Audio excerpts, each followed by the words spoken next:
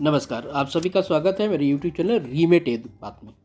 आज हम देखेंगे कक्षा 7 के सामाजिक, आर्थिक और राजनीतिक जीवन के पहले पाठ को। और पाठ है क्या है? लोकतंत्र में समानता। अब लोकतंत्र का क्या मतलब होता है? लोक मतलब लोग और तंत्र माने शासन, यानी लोगों का शासन। लोगों का शासन क्या कहलाता है? लोकतंत्र कहलाता है। और लोकतंत्र में लोगों के शासन में समानता यानी बराबरी। समानता का क्या मतलब होता है? बराबरी। जब शासन लोगों का ही है, यानी शासन चुना गया ही लोगों का है, तो उसमें तो समानता रहेगी ही। हाँ, ये भी है कि अभी भी बहुत व्यवस्था में थोड़ी समस्या है। हमारे आपस में कुछ समस्या है। वो समस्या है अमीरी, गरीबी, शिक्षा, अशिक्षा, जात पात। तो ये भेदभाव कहीं ना कहीं इस लोकतंत्र को प्रभावित करता है और जिससे समानता पर प्रभाव पड़ता है। तो आइए इसी को लेकर हम आगे चर्चा करते हैं और जानते हैं कि यह पाठ हमें क्या बताता है।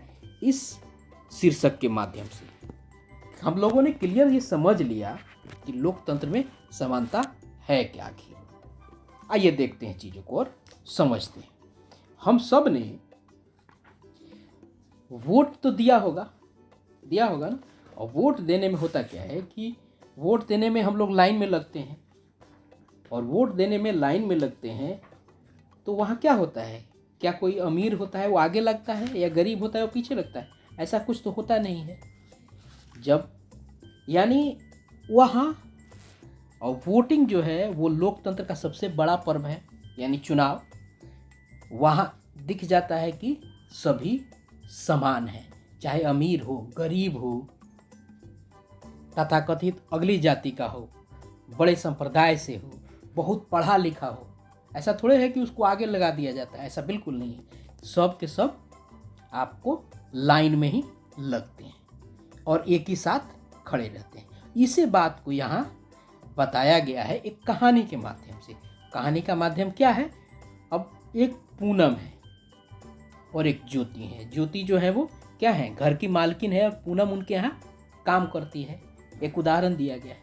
और जब चुनाव होता है तो पूनम क्या है? उस लाइन में आगे खड़ी रहती है और ज्योति जो मालकिन है वो बाद में आती है और पीछे खड़ी हो जाती हैं। यानी क्या? उस लाइन में सब कोई बराबर है, यानी हर कोई लाइन में लगा है। ऐसा नहीं है कि जो घर में काम करने वाला हो वो पीछे लग जाएगा, जो मालकिन है चाहे मालिक है वो आगे लगेगा। यहाँ वो समानता का भाव दिखता है। यहाँ इस कुछ वार्तालाप के माध्यम से जो ये सारी चीज़ें जो वार्तालाप हुई है इसके माध्यम से ये चीज़ दिखाया गया है। इसको आप सब लोग एक बार पढ़ लीजिएगा। मेरे कहने का मतलब यहीं से समझ में आ जाएगा। जैसे मतदान की बात है, चाहे राशन कार्ड की बनवाने की बात होती है, जब वोट होता है तो पहचान पत्र भी बनाया जाता है ना, राशन कार्ड भी बनवाना होता है। वहाँ भी सब एक ही तरह लाइन में खड़े होते हैं। वहाँ यानी समानता है। इसी को ना बराबरी कहते हैं। इसी की बात इसमें चर्चा की गई है। अब देखिए, इसमें एक और बात है कि जैसे मैंने कहा कि इसमें होता क्या है कि जहाँ कतार में आदमी खड़े होकर सभी लोगों को समानता का बोध होता है, वहीं अमीरी और गरीबी है कहीं ना कहीं असमानता का भाव भी आदमी के उत्पन्न करता है। इसमें दिखाया गया है कि पूनम की बेटी है वो रमा है, उसका नाम रमा है। और जो मालकिन है उनकी बेटी का नाम शालिनी है। शालिनी 5 वर्ष की है और रमा जो है 7 वर्ष की है। लेकिन होता क्या है कि पूनम जो है गरीब है, जिसके चलते क्या होता है, वो अपने बेटी को क्या करता है, पास के ही प्राइवेट स्कूलों में वो भेजने में सक्षम नहीं है। तो क्या करती है, एक छोटा प्राइवेट स्कूल में वो मजबूरी में भेजती है। और वही दिखता है कि एक शालिनी जो मालकिन की बेटी है उनके पास पैसा है तो वो बड़े स्कूल में जाती है और रमा छोटे स्कूल में जाती है। तो इसे यहाँ क्या होता है कि एक अपने आप में असमानता का एहसास होता है। और उस असमानता का कारण क्या है? उस असमानता का कारण क्या है? उस असमानता का कारण है गरीबी। यानी गरीबी के चलते आदमी क्या महसूस करता है? असमानता का भाव महसूस होता है कि मान लीजिए हम गरीब हैं तो हमको अपने बच्चे को हम बड़े स्कूल में नहीं पढ़ा सकते हैं, बड़े विद्यालय में नहीं पढ़ा सकते हैं। तो यह कुछ कारण है जिससे असमानता का भाव उत्पन्न होता है। असमानता होती नहीं है। अब मान लीजिए कि अगर आपके पास पैसे कम है तो आप नहीं बड़े विद्यालय में पढ़ा पाते हैं, प्राइवेट विद्यालय में। सरकारी विद्यालय में ऐसा कुछ है नहीं, लेकिन प्राइवेट विद्यालय में जहाँ पैसे लगते हैं।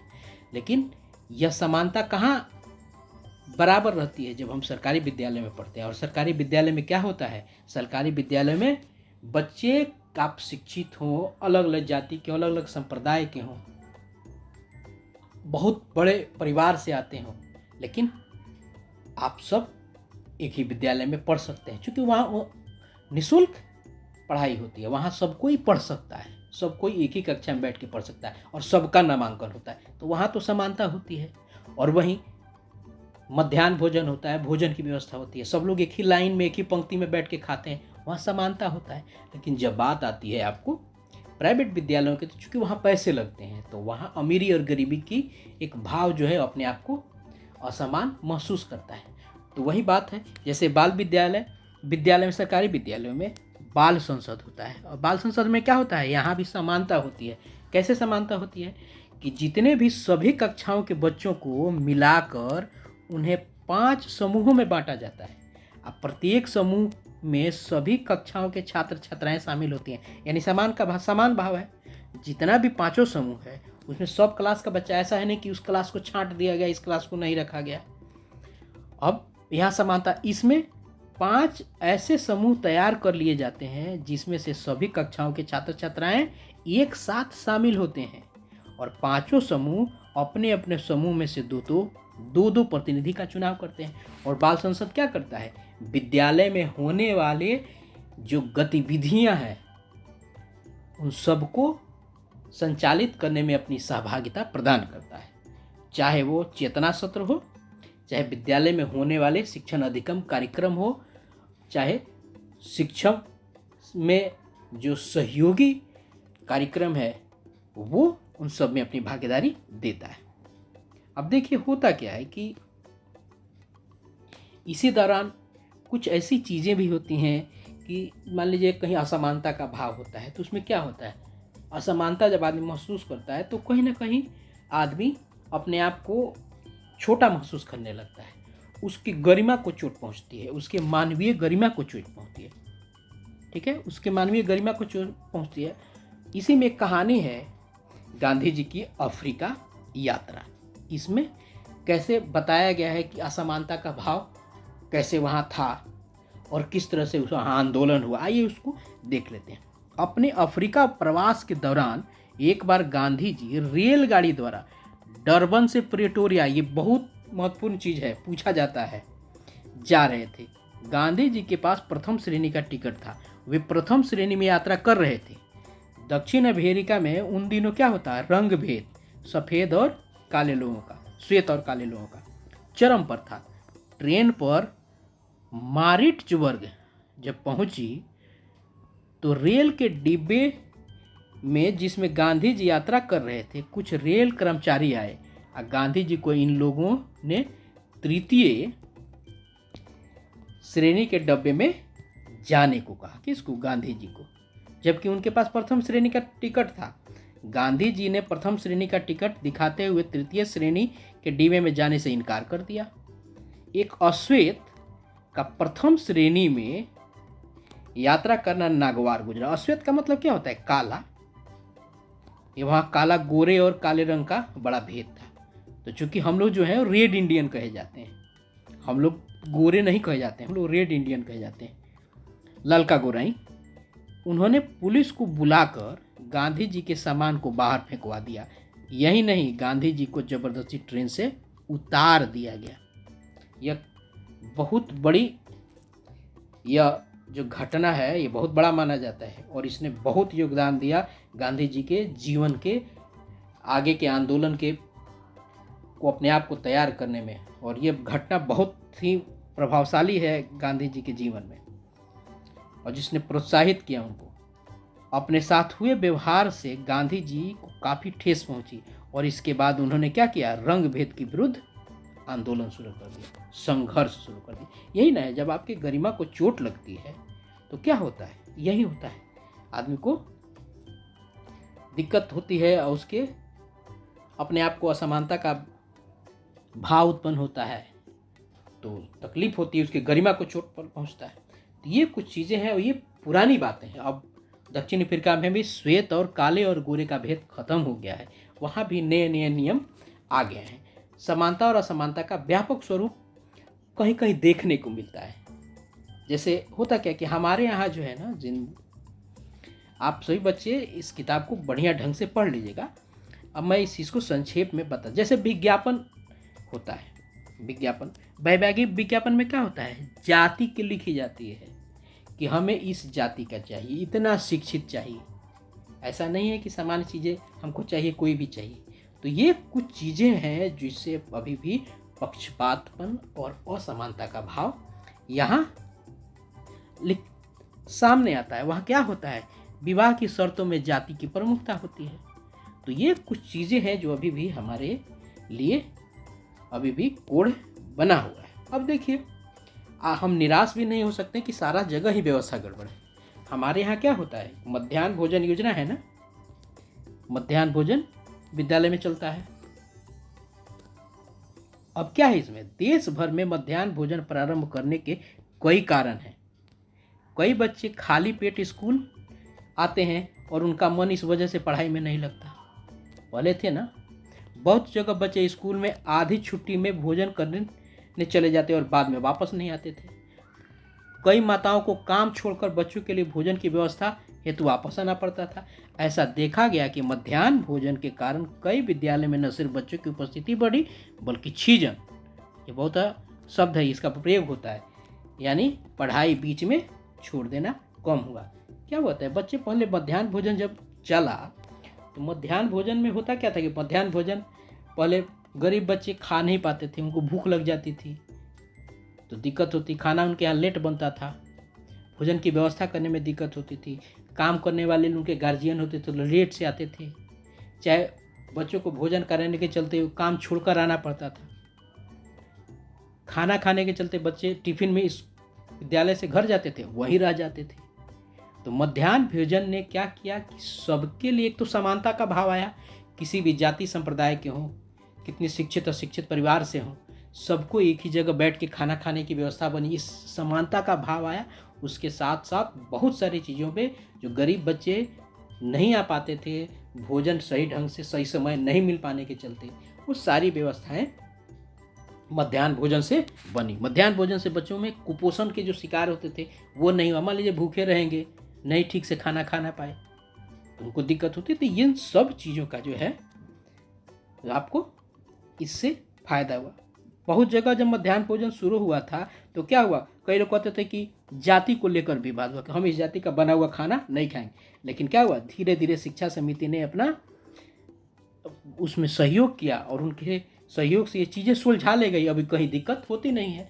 तो बात यही है कि समानता लोकतंत्र में है और मध्याह्न भोजन उसका एक बहुत बड़ा उदाहरण है। जैसे यहाँ एक ब्रैकेट में दिया गया है दलित और महादलित, हम सुनते आ रहे हैं ना। दलित एक ऐसा शब्द है जिसे निचली कहे जाने वाली जाति के लोग स्वयं को संबोधित करने के लिए प्रयोग में लाते हैं, जिसका अर्थ है समाज में दबे एवं उपेक्षित लोग। इस शब्द का प्रयोग करने वाले दलित ये संकेत करते हैं कि उनके साथ आज भी भेदभाव किया जा रहा है। महादलित, दलितों में सबसे पीछे रह गए समूह को बिहार में पहली बार महादलित कहा गया। ये बिहार में ही महादलित की बात होती है। आइए आगे देखते हैं। ये जो सारे जो प्रश्न हैं आपको, ये जो आपको सब प्रश्न दिख रहे हैं, ये सब चीज़, ये सब मैं आपको पाठ के बाद में सारी चीज़ों को बताऊंगा। कोई चीज़ें, कोई भी एक लाइन नहीं छूटेगा, सब चीज़ों को बताता चलूँगा। यही इन सब चीज़ों से अब देखिए होता क्या है कि असमानता जो है, अपने लोकतंत्र तो है अपने यहाँ, लेकिन असमानता के पीछे क्या कारण है, कुछ असमानता जो है उसके पीछे कारण है गरीबी और बेरोजगारी। जैसे पीछे कहानी के माध्यम से बताया गया कि गरीबी है, वो जो पूनम और ज्योति की कहानी थी, वहाँ क्या कारण था? असमानता गरीबी से होती है, बिल्कुल असमानता गरीबी से होती है। और गरीबी का कारण क्या है? बेरोजगारी। बेरोजगारी रहेगा तो गरीबी रहेगी। तो सबसे अच्छी बात है, बेरोजगारी कैसे रह रहा है कि अगर आप अशिक्षित हैं, अशिक्षित कब रह रहे हैं? जब आप ढंग से नहीं पढ़ रहे हैं। तो ये चीज़ें हैं। बेरोजगार, अगर आपके पास रोजगार होगा तो गरीबी नहीं रहेगी, और गरीबी रहेगी तो सब व्यवस्था आपका सही रहेगा। तो असमानता का एक सबसे बड़ा कारण ये सब भी है। आइए इसको देखते हैं क्या कहता है। असमानता का सबसे भयानक और बड़ा स्वरूप गरीबी और बेरोजगारी में नजर आता है। आपने पूनम की कहानी तो पढ़ी है। बिहार में आधे परिवार ऐसे हैं जिन्हें रोजाना भरपेट भोजन आज भी नहीं मिल पाता। सबसे ज़्यादा गरीब लोग खेतीहर मजदूर हैं। इन्हें वर्ष भर काम नहीं मिल पाता। ये भूमिहीन है या उनके पास थोड़ी जमीन है जिससे उनका गुजारा नहीं हो पाता। ये दोनों तरह के असमानता का सामना करते हैं, क्योंकि अधिकांश खेतीहर मजदूर दलित परिवार के हैं और एक तरह के बेरोजगारी के, और दूसरी तरह सामाजिक भेदभाव। जरूरी नहीं है कि आप एक दलित परिवार से ही हैं, खेतीहर मजदूर हैं। बहुत ऐसे अन्य वर्ग के, जाति वर्ग के लोग भी हैं जो गरीब हैं, जिनके पास जमीन नहीं है। लेकिन गरीबी एक कारण है, बेरोजगारी एक कारण है। आप दलित परिवार से हैं कि और परिवार से हैं, गरीबी हर जगह है। तो गरीबी एक कारण है, बेरोजगारी एक कारण है असमानता समाज में होने का। और बहुत स्तर पे, ऐसा नहीं है कि असमानता केवल भारत में रही है, विश्व के स्तर पे भी रही है। विश्व के स्तर पे भी रही है। एक रोजा पार्क्स की एक घटना है, अमेरिका में घटना हुई थी, जिसके चलते वहाँ नागरिक अधिनियम लाया गया, नागरिक अधिकार नियम लाया गया। वहाँ एक आंदोलन शुरू हो गया। अब हुआ कैसे था ये उसको देख लेते हैं। जो आंदोलन था, इस आंदोलन की जड़ में 1 दिसंबर 1985 की एक वह घटना है जिसमें रोजा पार्क्स, जो एक अफ्रीकी अमेरिकी महिला थी, ने एक गोरे व्यक्ति को बस में अपनी सीट नहीं दी, क्योंकि वह दिन भर काम करने के कारण थकी हुई थी। वह सेतों के लिए आरक्षित सीट पर बैठ गई और गोरा व्यक्ति रोजा पार्क्स द्वारा सीट नहीं दिए जाने को अपना अपमान समझा, क्योंकि वहाँ यह नियम था कि अश्वेत लोग सीटों पर बैठेंगे, अश्वेत अलग सीटों पर बैठेंगे। इस पर बस ड्राइवर बस को थाने लेके गया। चूंकि रोजा पास थी, वो काली थी और वो गोरे के सीट पे बैठ गई। लेकिन हुआ क्या, श्वेत आया और बोला कि ये मेरी सीट है। वो नहीं मानी, नहीं उठी, क्योंकि थकी हुई थी। थाना लेके बस को ले जाना पड़ा, फिर भी महिला अपनी जगह से डटी रही। अंततः उसे गिरफ्तार कर लिया गया। परिणामतः अफ्रीकी अमेरिकनों के साथ असमानता के मुद्दे पर देशव्यापी आंदोलन छिड़ गया।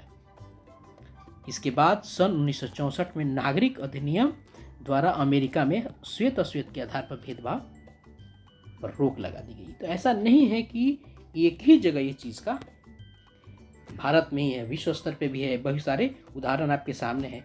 शिक्षा एक बहुत बड़ा कारण है।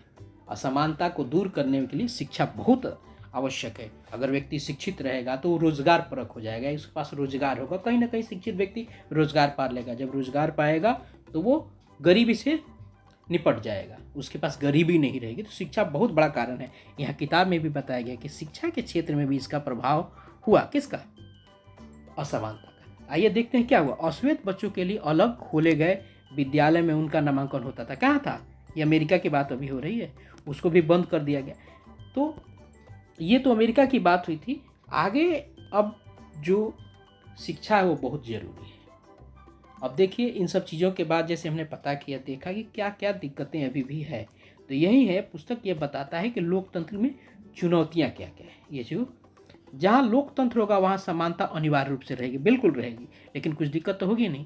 अतः लोकतंत्र से उम्मीद की जाती है कि सबको समान अवसर उपलब्ध होने चाहिए एवं सबके साथ बराबरी का व्यवहार होनी चाहिए। किंतु कई बार ऐसा नहीं होता है और असमानता की स्थिति बनी रहती है। अपनी गरिमा बनाए रखने तथा साथ में असमानता से जूझने के लिए लोग प्रयास करते हैं, वे अपनी बातों को रखते हैं, प्रश्न पूछते हैं, गोष्ठियाँ करते हैं और जन आंदोलनों में भाग लेते हैं। इस पाठ्य पुस्तक के अलग अलग अध्यायों में समानता की बात की जाएगी आगे आने वाले पाठों की। इसके लिए संघर्ष के बारे में चर्चा की जाएगी। यही है, चूँकि ये पूरा का पूरा जो 7वें क्लास का जो ये पुस्तक है ये समानता पर आधारित है और आपके अपने अधिकारों पर आधारित है। आशा है आप लोगों को ये मूल बिंदुओं पे चर्चा अच्छा लगा होगा। फिर भी आप सबको यह आग्रह बच्चों से करता हूँ कि आप पूरे पुस्तक को ध्यानपूर्वक पढ़िएगा। आइए अब आगे हम इस पाठ में आने वाले महत्वपूर्ण बिंदुओं, उसके बाद इस पाठ में आने वाले जो महत्वपूर्ण प्रश्न थे जो ब्रैकेट में दिए गए हैं लाल पीले हरे करके, उन सबको देखेंगे। फिर अभ्यास प्रश्न को हम देखेंगे। अभ्यास प्रश्न कौन से हैं? अभ्यास प्रश्न ये वाले अभ्यास प्रश्न हैं।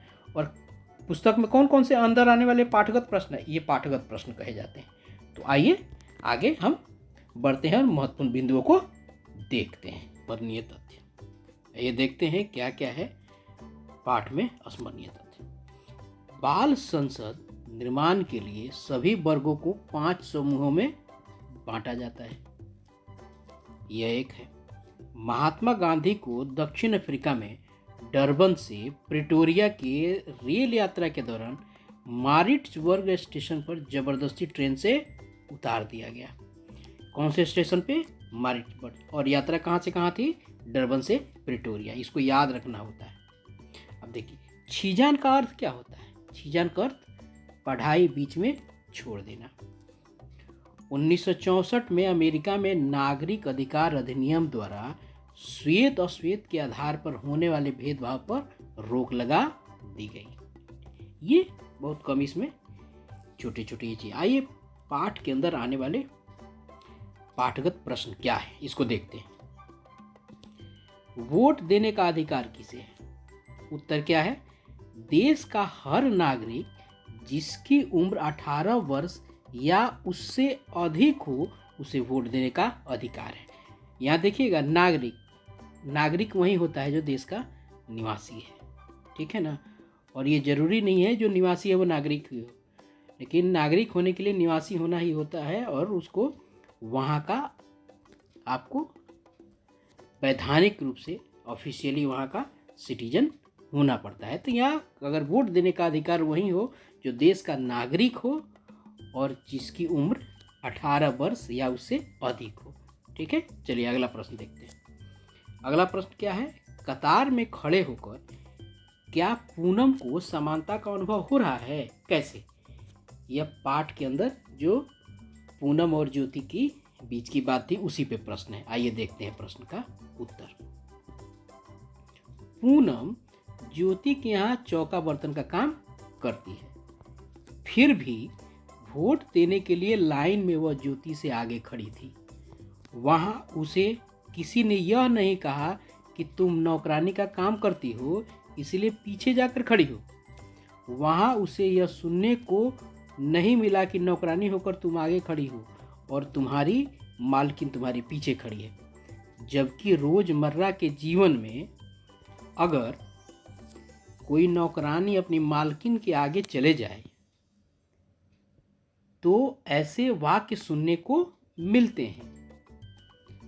उससे यहाँ यह भी नहीं कहा गया कि तुम अशिक्षित हो और गरीब हो तो आगे क्यों खड़ी हो। इस वजह से कतार में खड़े होकर पूनम को समानता का एहसास हो रहा है, ठीक है। चलिए अगला प्रश्न देखते हैं। वोट देने के अधिकार में क्या आपका काम, शिक्षा, पैसे या धर्म व जाति से कोई फर्क पड़ता है? चर्चा करें। उत्तर क्या है? वोट देने के अधिकार में हमारे काम, शिक्षा, पैसे या धर्म व जाति से कोई फर्क नहीं पड़ता, क्योंकि वोट देने में लोगों के बीच समानता का भाव होता है। किसी भी जाति, धर्म, अमीर गरीब, शिक्षित अशिक्षित, कोई भी व्यक्ति वोट देने का अधिकारी हो सकता है, ठीक है। आइए अगला प्रश्न देखते हैं। चौथा प्रश्न क्या है? फोटो पहचान पत्र की जरूरत कहाँ कहाँ हो सकती है? तो कहाँ कहाँ हो सकती है? फोटो पहचान पत्र में हमारे फोटो के साथ हमारा पता, हमारी उम्र भी लिखी हुई होती है। फोटो पहचान पत्र दिखाने पर हमें वोट देने की अनुमति मिलती है। इसके अलावा फोटो पहचान पत्र की ज़रूरत हमें पैन कार्ड, आधार कार्ड, राशन कार्ड बनवाते समय, बैंक के खाता खुलवाने के समय, पासपोर्ट बनवाते समय, ड्राइविंग लाइसेंस बनवाते समय, किसी भी कानूनी पंजीकरण के समय हमें इसकी आवश्यकता होती है और इससे हमारा काम होता है। चलिए 5वां प्रश्न देखते हैं। अब रमा स्कूल क्यों नहीं गई? अब तक रमा स्कूल क्यों नहीं गई? क्यों नहीं गई? आइए उत्तर देखते हैं। रमा एक गरीब घर की लड़की है। उसकी माँ नौकरानी का काम करती है, इसलिए उसकी आमदनी भी कम है। आर्थिक स्थिति अच्छी नहीं होने के कारण रमा की माँ उसे प्राइवेट स्कूल में नहीं पढ़ा सकती और सरकारी स्कूल के घर से बहुत दूर है। इसी वजह से रमा अब तक स्कूल नहीं गई। चलिए आगे देखते हैं अगला प्रश्न क्या है। 6वां प्रश्न, पूनम को असमानता का एहसास क्यों होता है? क्यों होता है? आइए देखते हैं। पूनम को असमानता का एहसास इसलिए होता है क्योंकि गरीबी के चलते वह चाहकर भी अपनी बेटी को बड़े स्कूल में नहीं भेज सकती।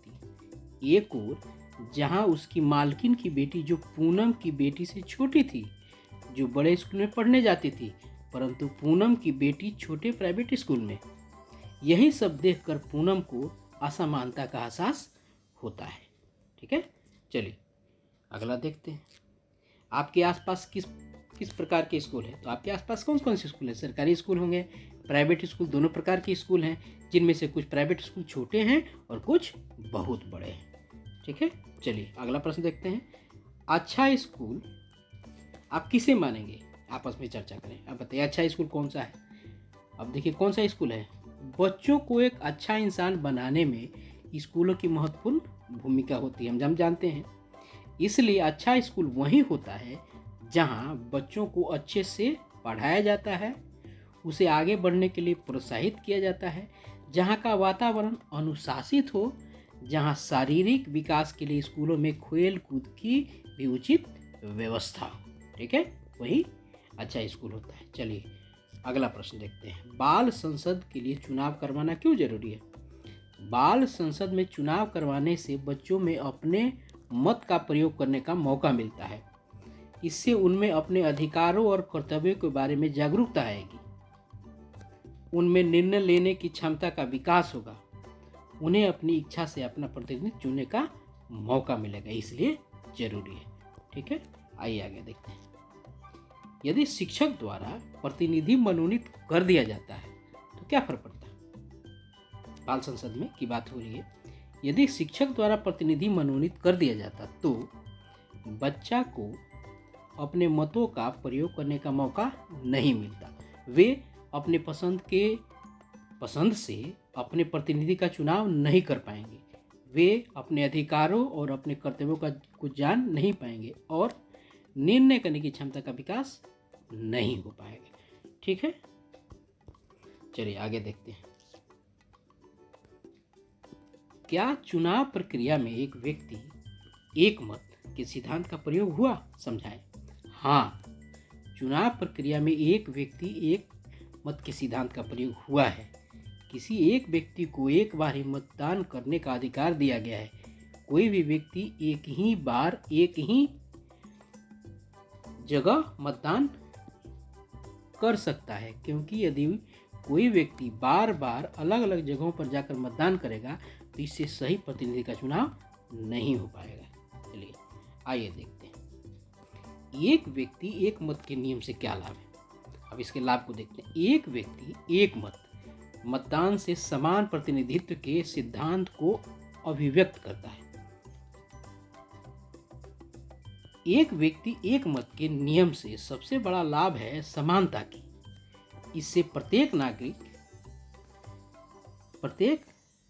ये क्या है? ये नागरिक है। ठीक है, इसको नागरिक कर लेंगे। इसमें जो है प्रत्येक नागरिक महत्वपूर्ण रहता है, क्योंकि जनता जिससे सबसे अधिक मत देती है वही जनता का प्रतिनिधि बनता है। ठीक है, चलिए आगे देखते हैं। आपके विद्यालय में बाल संसद ने क्या काम किया और क्या कर सकती है, अपनी राय दें। बाल संसद ने हमें आचरण में रहना सिखाया। बाल संसद विद्यालय के खुलने से लेकर बंद होने तक अपना योगदान करती है, साफ सफाई में योगदान करती है। ठीक है। चेतना सत्र का सफलतापूर्वक संचालन करती है, बच्चों के पोशाक, नाखून आदि के निरीक्षण और उसकी जागरूकता में सहयोग करती है। वर्ग में शिक्षण में सही से हो तो प्रधान अध्यापक से समन्वय करती है। वर्ग में खली झाड़न यानी डस्टर खली चौक की व्यवस्था रहे उसका ध्यान रखती है। एमडीएम के संचालन आदि में सहयोग करती है। इसी तरह बाल संसद और हम लोगों ने मिलकर स्कूल में फुलवारी लगाई। बाल संसद के द्वारा बच्चों के खेलने के लिए झूले लगवाए गए। बाल संसद ने हमारा हक बताया इत्यादि। ठीक है। चलिए अगला प्रश्न देखते हैं। 14वां प्रश्न, दक्षिण अफ्रीका में रेल यात्रा के दौरान गांधी जी की गरिमा को किस प्रकार ठेस पहुंची। अब देखते हैं। एक बार गांधी जी ट्रेन के द्वारा डरबन से प्रिटोरिया जा रहे थे। उनके पास प्रथम श्रेणी का टिकट था और वे प्रथम श्रेणी में यात्रा कर रहे थे। ट्रेन में मारिटबर्ग पहुंचने पर कुछ रेल कर्मचारी उस डिब्बे में आए जिसमें गांधी जी यात्रा कर रहे थे। इन लोगों ने गांधी जी से तृतीय श्रेणी के डिब्बे में जाने को कहा, पर गांधी जी ने उन लोगों को प्रथम श्रेणी का टिकट दिखाते हुए तृतीय श्रेणी के डब्बे में जाने से क्या किया, इनकार कर दिया।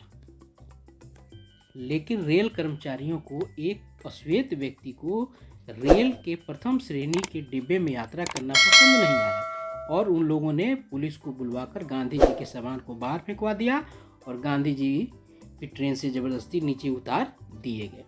अपने साथ हुए इस व्यवहार से गांधी जी की गरिमा को बहुत ठेस पहुंची। चलिए अगला प्रश्न देखते हैं।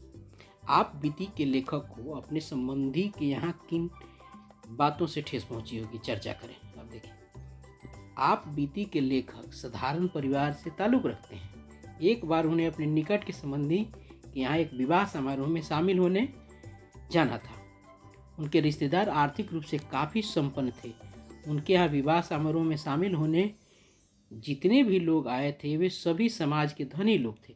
उन सबों ने काफ़ी महंगे सूट बूट पहन रखे थे और काफ़ी बड़ी बड़ी गाड़ियों में आ रहे थे, पर एक साधारण परिवार से होने की वजह से लेखक ने न तो महंगे सूट पहने थे और न ही उनके पास कोई गाड़ी थी। इसलिए वहाँ लेखक ने खुद को अपेक्षित महसूस किया। उन्हें वहाँ न तो बैठने के लिए पूछा गया, न खाने के लिए पूछा गया और रात भर वे ठीक से सो भी नहीं पाए क्योंकि वहाँ उन्हें मच्छर काट रहे थे। अपने रिश्तेदारों द्वारा ऐसा व्यवहार किए जाने पर लेखक को बहुत ठेस लगी। चलिए आगे देखते हैं।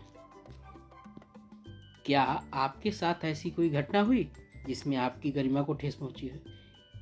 तो इसमें है कि सब बच्चों का अपना अपना एक कहानी होगा, तो यदि आपके साथ इस तरह कोई घटना हुई हो तो उसका उल्लेख आप लिखिएगा इसमें। ठीक है। अगर नहीं हुआ हो तो नहीं लिखिएगा, आप लिख दीजिए कि नहीं हुई है। ठीक है।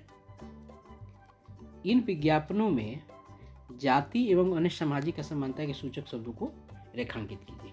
पाठ में ये जो वैवाहिक विज्ञापन की बात है ना, उसमें है। इन विज्ञापनों में प्रमुख रूप से जाति का उल्लेख होता है एवं विवाह की शर्तों में जाति की प्रमुखता होती है। ठीक है। चलिए आगे देखते हैं। मध्याह्न भोजन योजना का उद्देश्य क्या है? आइए। कई ऐसे बच्चे होते हैं जो खाली पेट ही स्कूल चले आते हैं, जिस वजह से पढ़ाई में उनका मन नहीं लगता क्योंकि भूखे रहते हैं वो। कितने बच्चे तो स्कूल की आधी छुट्टी में भोजन करने जाते हैं और फिर वापस स्कूल नहीं आते। कितने बच्चों की माताओं को अपने बच्चों के लिए भोजन बनाने के लिए अपने काम को छोड़कर वापस आना पड़ता था। ठीक है। ठीक है। अब देखिए, यहाँ इसको थे कर लीजिएगा। ठीक है। इसको भी थे कर लीजिएगा। उन्हें ये इस योजना से शुरू होने के बाद ऐसा नहीं करना पड़ता है। ठीक है। मध्याह्न भोजन योजना के अंतर्गत बच्चों को भोजन के साथ साथ उनके बीच की सामाजिक दूरियां मिटाने का भी प्रयास किया जाता है।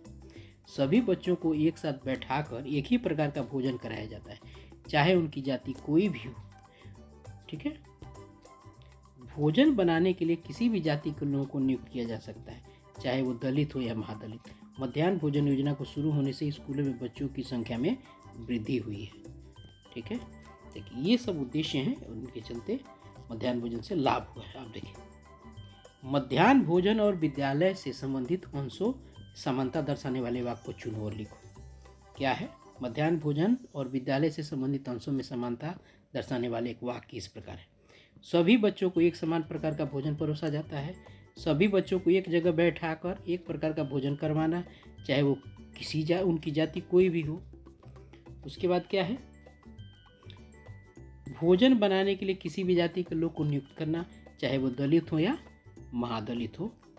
ठीक है। अब 20वां प्रश्न, क्या आपने कभी मध्याह्न भोजन के दौरान असमानता का अनुभव किया है? अगर हाँ तो कैसे? तो यहाँ नहीं, मैंने कभी मध्याह्न भोजन के दौरान असमानता का अनुभव नहीं किया है।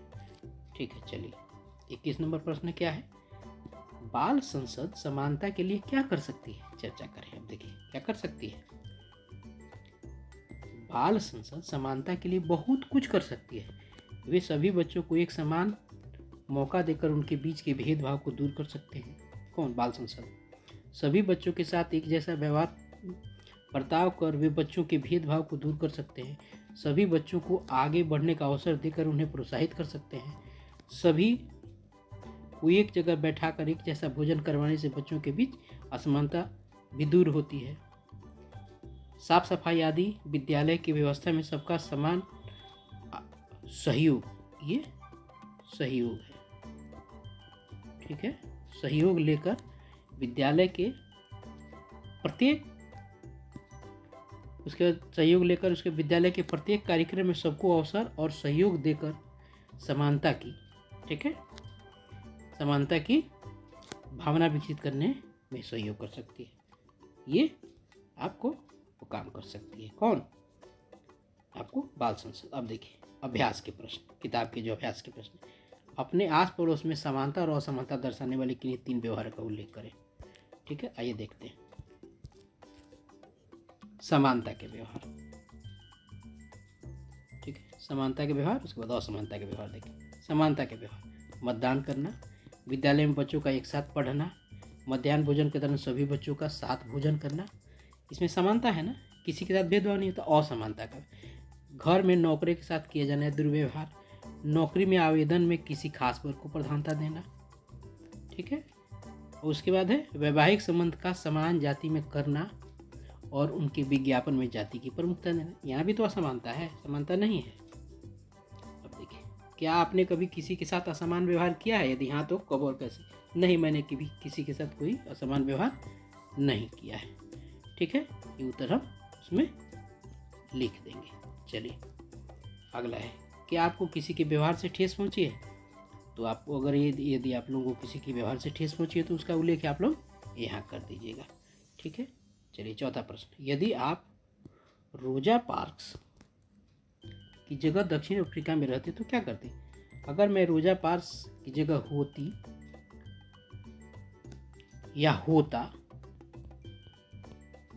तो वही करती या करता जो रोजा पार्क्स ने किया, क्योंकि श्वेत और अश्वेत लोगों में फर्क करना गलत है। मैं रोजा पार्क्स की तरह अपनी जगह उस श्वेत व्यक्ति को नहीं देता या देती, क्योंकि जिस तरह से वह श्वेत व्यक्ति काम करके थका था उसी तरह रोजा पार्क्स भी क्या हुआ था? रोजा पार्क्स भी काम करके थकी हुई थी और फिर वह बस में चढ़ी भी पहले थी। ठीक है। चलिए अगला प्रश्न क्या है, क्या कभी आपने पंक्ति में खड़े लोगों से बाद में आने के बावजूद आगे होने का प्रयास किया है? यदि हाँ तो है। नहीं, मैंने बाद में आने के बावजूद पंक्ति में आगे खड़े होने की कोशिश नहीं की है, क्योंकि यह गलत होता है। जो लोग हमसे पहले से पंक्ति में खड़े हैं उनका काम पहले होना चाहिए। हो सकता है किसी व्यक्ति के लिए कोई काम कराना बहुत ज़रूरी हो पर हमारे बीच आ जाने से उसका काम देर से हो और उन्हें कुछ नुकसान हो जाए, ठीक है, तो उसमें अलग बात है। असमानता के कई रूप हैं, ये कैसे कह सकते हैं, आइए देखते हैं इसके उत्तर को। असमानता के कई रूप हैं, समाज में हम इन्हीं विभिन्न रूप से देखते हैं। कैसा? पहला, विवाह के संदर्भ में दिए गए विज्ञापनों में जाति प्रधानता का प्रमुख होना, किसी नौकरी के आवेदन में किसी खास वर्ग को प्रधानता देना, अमीर के बच्चों के द्वारा गरीब बच्चों के साथ किया गया व्यवहार। उसके बाद आपका क्या है?